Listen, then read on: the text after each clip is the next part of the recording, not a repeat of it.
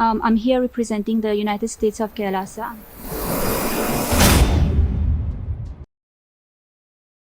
तस्वीर में दिख रही ये मोहतरमा है जिनका नाम है विजय प्रिया नित्यानंदा।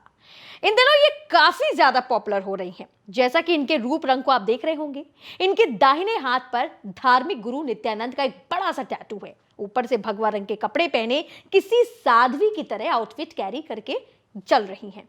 लेकिन रुकिए, थमिए, क्योंकि जैसे ये दिख रही हैं एक्चुअली में ऐसा है ही नहीं। इनकी कुछ पुरानी पिक्चर्स हमारे हाथ लगी है जिसमें ये मैडम कभी स्लीवलेस तो कभी डीप नेक वाले ड्रेस में कहर भर पा रही है।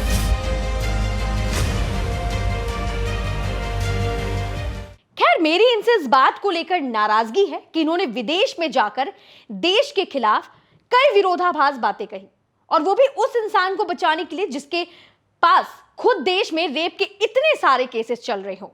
वो 2019 से गायब है, मतलब ऑफिशियली नजर नहीं आए हैं। और जहां तक इन मोहतरमा का सवाल है तो ये रेप केस में भगोड़ा और कैलासा नाम से अपने एक अलग देश बनाने का दावा करने वाले कथित आध्यात्मिक एक्स गुरु नित्यानंद की चेली हैं। अब जैसा गुरु जाहिर है वैसी चेली भी होंगी। दरअसल बात यह है कि संयुक्त राष्ट्र की मीटिंग में कई सारे डिप्लोमेट्स बैठे थे और अपने अपने देश को रिप्रेजेंट कर रहे थे, और इन मैडम ने कैलासा के दूत के रूप में जाकर भारत के खिलाफ कई सारी अंड-शंड बातें कही। अब जो बड़ी बात है वो ये है कि कैलासा नाम का तो कोई देश है ही नहीं। ये तो ढोंगी और अधर्मी पाखंडी नित्या का साम्राज्य है जिसे साध्वी जैसे कपड़े पहने विजय प्रिया यूएन की मीटिंग में बता रही है। बात यह है कि खुद के देश में 2 कौड़ी की इज्जत बची नहीं तो सोचा कि क्यों ना विदेश जाकर देश की मैया पलेट करके मानवाधिकार के नाम पर दया की भीख मांगी जाए। लेकिन सवाल बड़ा यह है कि इस महिला को यूनाइटेड स्टेट की मीटिंग में एंट्री मिली कैसे ये अंदर गई, और हाई टाइट सिक्योरिटी वालों ने उसे जाने दिया। और तो और विजय प्रिया ने कहा कि भारत यानी हमारा देश यूनाइटेड स्टेट ऑफ कैलासा के संस्थापक को परेशान और प्रताड़ित करने में लगा है, यानी पूरा देश एक आदमी के बेवजह पीछे पड़ा है। ये दावा करती हैं कि यूनाइटेड स्टेट ऑफ कैलासा के 150 देशों में दूतावास और एनजीओस चल रहे हैं। और कमाल की बात तो ये है, जो समझ के परे है कि ये दूतावास कब खुले, किसने खुलवाए। इनका झूठ का पिटारा यहां पे खत्म नहीं होता दोस्तों। और सुनिए, विजय प्रिया ने संयुक्त राष्ट्र से पूछा कि कैलासा में नित्यानंद और 20 लाख हिंदू प्रवासी आबादी के उत्पीड़न को रोकने के लिए राष्ट्रीय और अंतर्राष्ट्रीय स्तर पर क्या-क्या उपाय किए जा सकते हैं। मतलब रेप के इतने सारे केसेस चल रहे हैं, इनका भगोड़ा गुरु कानून से भागम भाग की खेल खेल रहा है, और ये चौड़िया कर मुस्कुरा कर बाबा का महिमा मंडल कर रही हैं और पूरे देश को उनका दुश्मन बता रही हैं। संयुक्त राष्ट्र में आर्थिक, सामाजिक और सांस्कृतिक अधिकार पर 19वां सम्मेलन आयोजित किया गया था। ये पहुंच गई वहां पर, और फिर जो हुआ हम आपको बता ही चुके हैं। सोशल मीडिया पर नित्यानंद का एक वेरीफाइड अकाउंट है।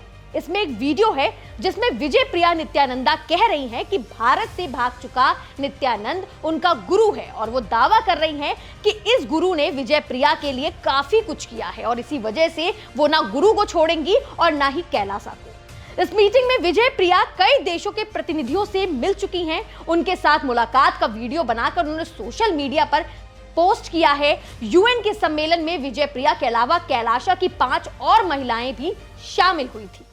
लेकिन एक मिनट, कहीं आप कैलासा को कैलाश पर्वत तो नहीं समझ रहे? ऐसा सोचिएगा भी नहीं, पाप है, मन में ख्याल भी मत लाइएगा। भगवान शिव का पावन स्थान है कैलाश पर्वत, और रेप केस के आरोपी नित्यानंद के पाप की कोठी है कैलासा, जो कि भारत से 17,000 किलोमीटर की दूरी पर दक्षिण अमेरिका के इक्वाडोर में है। इनकी वेबसाइट यह दावा करती है कि दुनिया में उसके देश के नागरिक करीब 2 करोड़ लोग हैं। इस पापी आडंबर की रचना साल 2020 में नित्यानंद ने यह कहकर की थी कि उसने एक द्वीप खरीदा है और नए देश की स्थापना की है। यहां दूसरे किसी देश की तरह ना तो झंडा है, ना संविधान है, ना पासपोर्ट है, ना प्रतीक चिन्ह है। यहां हिंदू शास्त्रों और मनुस्मृतियों का कानून चलता है, और यहां सभी मंत्रालय भी बाकायदा बनाए गए हैं। यहां भी अपनी एक करेंसी चलती है। ये सभी कहानी डेरा सच्चा सौदा के राम रहीम और हनीप्रीत जैसी नहीं लगती है।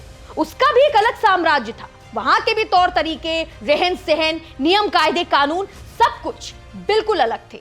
बस देश के अंदर था वो और ये देश के बाहर है।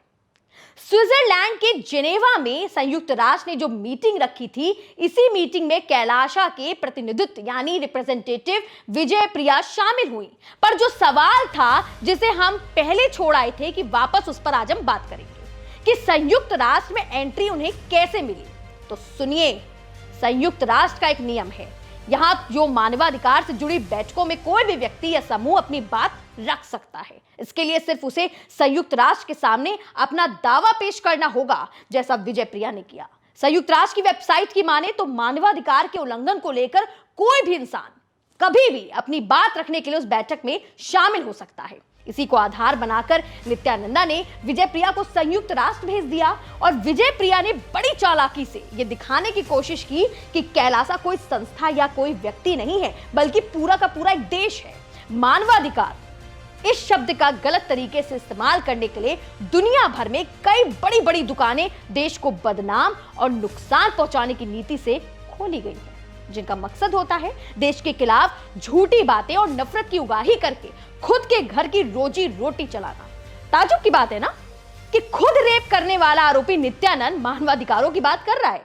धर्म के नाम पर चल रही इस धांधरगर्दी पर आप क्या कहेंगे?